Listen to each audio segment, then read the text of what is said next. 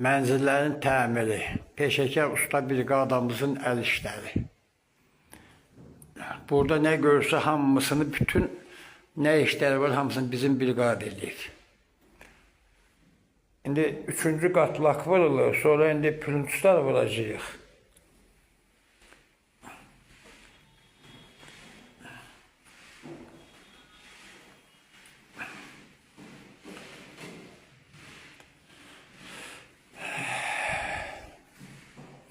Zövqə uyğun təmir.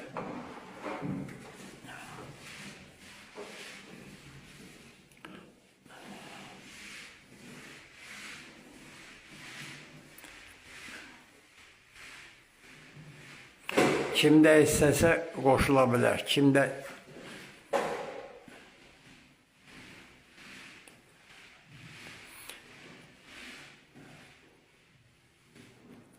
yeni qatılanlara xoş gəldin deyirəm. Burada gördüğünüz bütün işlərin hamısının bizim peşəkar usta briqadamızın əl işləridir. Sıfırdan götürdüyümüz mənzildir.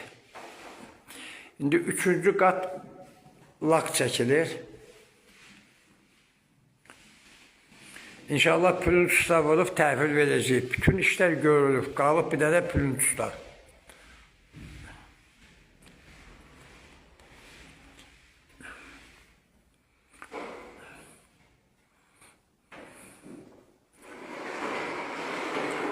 Besediyi tökün.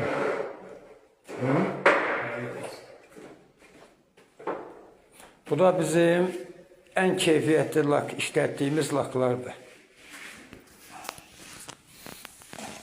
Keyfiyyət nömrə 1, elə ancaq, Nəsir? Elə ancaq. Lak da nə?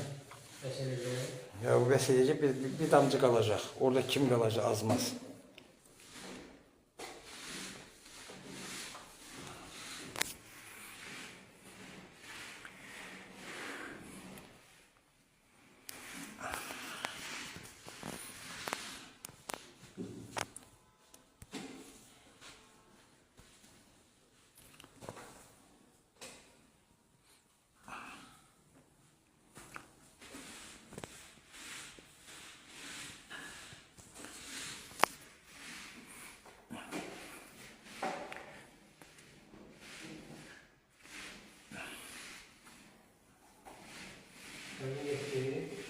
Dedi o, aparım onu qaytardım.